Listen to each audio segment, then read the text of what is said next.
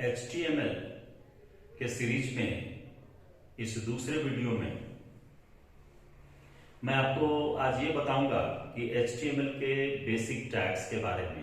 जो HTML के अंदर जो डॉक्यूमेंट्स आपने बनाया या बनाते हैं तो उसमें मेन कौन कौन से टैग्स जिसको जो रिक्वायर्ड होते हैं उसके बारे में आज मैं आपको बताऊंगा।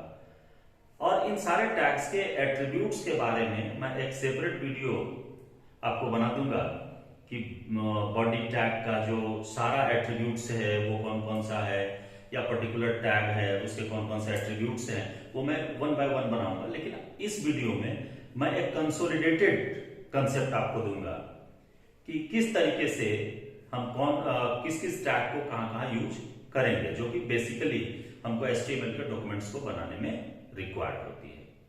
तो सबसे पहले आपको HTML में कि कमेंट कैसे देते हैं, तो कमेंट असाइन करने के लिए कमेंट क्या है कि आप पिछले किसी भी लैंग्वेज में जब पढ़े होंगे तो उसमें कमेंट के बारे में यही रहता है कि जिसको कि कंपाइलर या इंटरप्रेटर अंडरस्टैंड नहीं करे।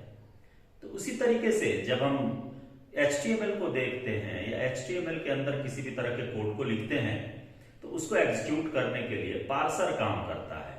तो जो पार्सर भी अंडरस्टैंड नहीं करे तो आखिर इसका यूज क्या होगा, तो ये जनरली डॉक्यूमेंटेशन के फॉर्म में यूज होता है, जो कि क्लाइंट साइड और जो डेवलपर साइड है उसके लिए हम लोग यूज करते हैं। तो यहां पर इसको हम लोग नॉर्मली अभी लेकर के चलेंगे कि किस तरीके से कमेंट डिक्लेयर करते हैं HTML के डॉक्यूमेंट्स में।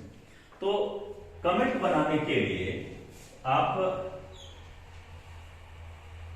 कुछ नहीं आपको करने हैं, एंगुलर ब्रैकेट के अंदर आपको एक्सक्लेमेशन देना है और डबल हाइफन देने हैं। इसके बाद आपको जो कमेंट लिखना है वो कमेंट आप लिखिए और डबल हाइफन दे करके एंगुलर ब्रैकेट आप दे दीजिए, तो ये आपको कमेंट बन जाता है HTML में, यानी इसको ये पार्सर नहीं करेगा। तो सबसे पहला टैग आपको मिल गया कि कमेंट के लिए कि कमेंट कैसे डिक्लेयर करेंगे। तो बेसिक में सबसे पहला यही होता है कि जब हम HTML में कोई भी डॉक्यूमेंट बनाएंगे तो उसके बारे में कोई टैग आप लिख रहे हैं, दे रहे हैं, तो उस टैग के बारे में किस पर्पस से इसको आप यूज कर रहे हैं उसके बारे में कुछ भी यदि लिखना होगा तो हम लोग कमेंट के तौर पर इसको यूज करेंगे। सेकंड टैग आपका आता है कि HTML टैग हम देते हैं, जैसा कि फर्स्ट वीडियो में ही मैं आपको बताया था कि ये इंडिकेट करता है कि ये डॉक्यूमेंट जो है वो HTML का है। इसमें मेन जो टैग यदि देखें, जो डॉक्यूमेंट के बॉडी में या ब्राउजर के बॉडी में नहीं दिखता है, तो उसमें एक है टाइटल टैग, जो कि जिसका इफेक्ट आपको नजर आएगा। तो टाइटल टैग में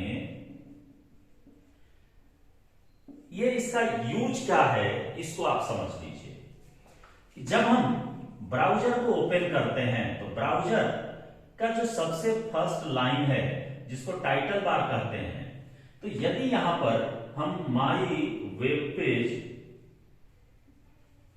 एक साथ लिखे और टाइटल टैग का ऑफ टैग दे दें,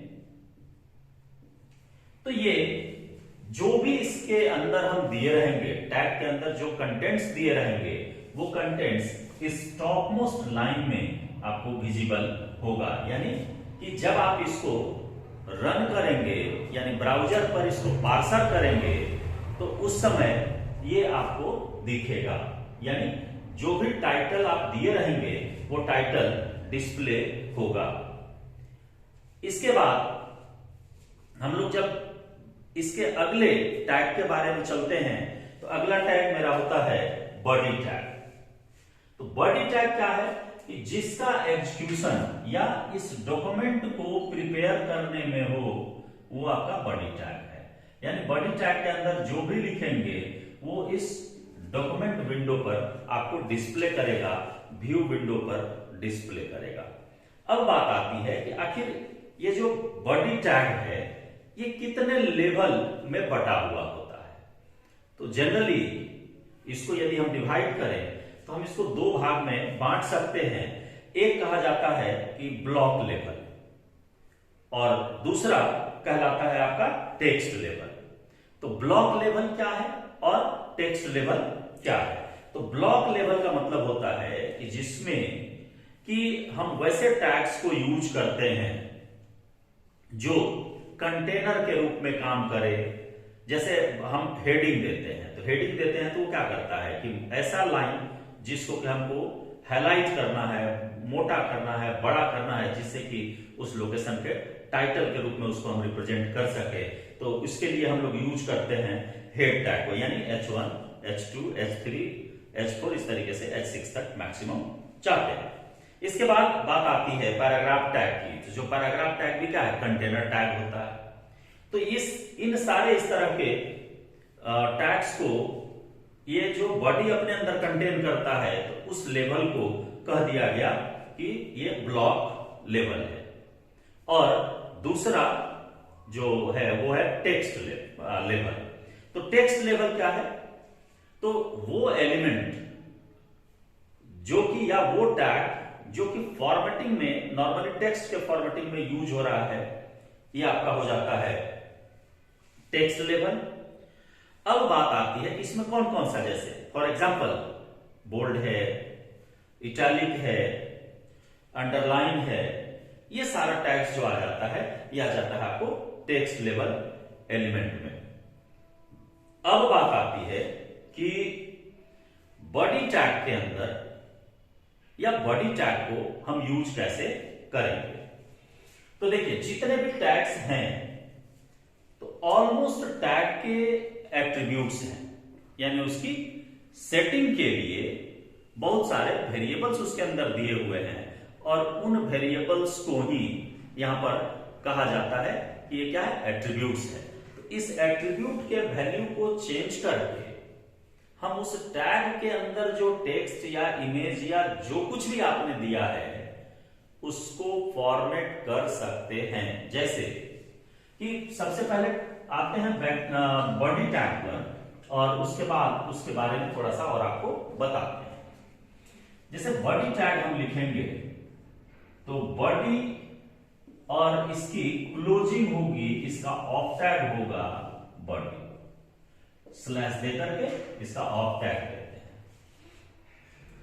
जो टेक्स्ट या जो भी टैग्स है बॉडी के अंदर लिखा हुआ, वो सारा कुछ आपको ब्राउज़र के डिस्प्ले एरिया में आ जाएगा, यानी इस निचले पोर्शन में आपको डिस्प्ले करेगा। ऊपर तो सारा मेन्यूज रहता है, उस मेन्यूज के जस्ट नीचे यानी डॉक्यूमेंट एरिया में ये आपको विजिबल होगा।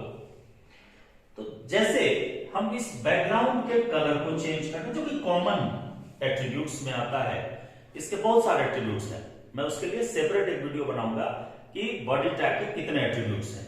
लेकिन अभी जो एक कॉमन लेआउट आपके माइंड में होना चाहिए बॉडी टैग को लेकर के, उसको पहले बताता हूं। तो यदि हम यहां पर क्या कर सकते हैं, कलर चेंज कर सकते हैं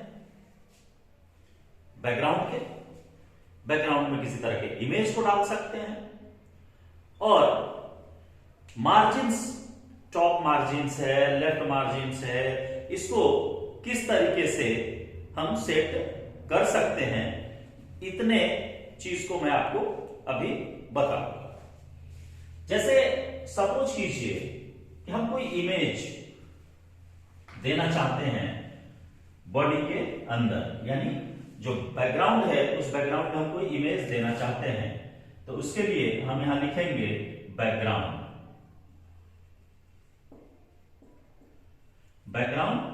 और इस बैकग्राउंड में आप इक्वल टू दे करके जो भी इमेज देना चाहते हैं उसका URL लिख देंगे एक्सटेंशन के साथ। तो URL क्या है, यूनिफॉर्म रिसोर्स लोकेटर। उस इमेज का एक्चुअल पाथ क्या है, इमेज का नेम क्या है और उस इमेज का एक्सटेंशन क्या है, इन सारे को इंक्लूड करके उसको एक नेम दिया गया, क्या, URL। तो यहां पर जो भी हम यूआरएल डालेंगे उस पर जो इमेज है जिसको कि हमने यहां मेंशन किया है वो इमेज आपको डिस्प्ले होगा, यानी बैकग्राउंड में वो इमेज आ जाएगा। यहां पर एक बात ध्यान देने के लायक है कि जब आपका इमेज का साइज यदि छोटा होगा तो वो इमेज आपके बैकग्राउंड में मल्टीपल टाइम्स दिखेगा। यदि इमेज का साइज बड़ा है तो सिंगल इमेज आपको बैकग्राउंड में मिलेगा, क्योंकि अक्सर कभी कभी लोगों के द्वारा ये क्वेश्चन किया जाता है कि हमने तो एक इमेज दिया था, इतना बार क्यों आ गया? तो क्यों आ गया? वो इसलिए आ गया क्योंकि आपका जो इमेज का साइज है वो छोटा है, पेज का जो विड्थ है वो बड़ा है, तो वो अपने विड्थ के अकॉर्डिंग उसको चाहे 2 बार में वो एडजस्ट कर ले, 2.5 बार में एडजस्ट कर ले, वो उसके अकॉर्डिंग उसको एडजस्ट करेगा। यानी जितना आपका विड्थ होगा, विड्थ के अकॉर्डिंग वो इमेज को नंबर ऑफ टाइम्स कॉपी कर लेता है डिस्प्ले करने के लिए। तो हम बैकग्राउंड दे करके इसके बाद हम जो भी इमेज देना रहेगा हम उस इमेज को बता देंगे, यानी उसका यूआरएल बता देंगे, वो इमेज आपको डिस्प्ले करेगा। इसके साथ ही साथ यदि हम चाहेंगे कि नहीं यहां पर हम बैकग्राउंड कलर दे दें, तो बैकग्राउंड कलर तो इमेज के जगह पर आप यहां दे सकते हैं BG colour, BG colour COLOR, BG colour equal to और कलर का नेम हम मान लीजिए रेड दिए तो रेड दे देंगे, तो इसका जो बैकग्राउंड कलर है यहां पर रेड हो जाएगा। तो एक बात फिर दिमाग में आएगी कि क्या दोनों नहीं दे सकते हैं? आप दोनों दे सकते हैं। तो फिर एक दिमाग में क्वेश्चन आपको आया कि दोनों आखिर देंगे क्यों? दिखेगा तो कोई एक ही, हाँ दिखेगा तो कोई एक ही, लेकिन क्या दिखेगा? बात इस पर आती है। तो यदि इमेज दिए रहेंगे तो इमेज दिखेगा, और इमेज यदि अपीयर नहीं होता है तो कलर दिखेगा। यानी कि यदि हम बैकग्राउंड कलर बीजी कलर भी दिए और इसके साथ साथ बैकग्राउंड भी दे दें और बैकग्राउंड इक्वल टू यूआरएल हमने दे दिया, तो इस केस में जब तक ये इमेज लोड नहीं होता है तब तक बैकग्राउंड कलर आपको दिखेगा। यदि इस इमेज के लोडिंग में कोई प्रॉब्लम हो जाता है, पाथ का प्रॉब्लम हो जाए, एक्सटेंशन का प्रॉब्लम हो जाए, यानी वो एग्जीक्यूट यदि नहीं करता है, तो उस केस में आपका जो ये बैकग्राउंड कलर है तब तक दिखते रहेगा।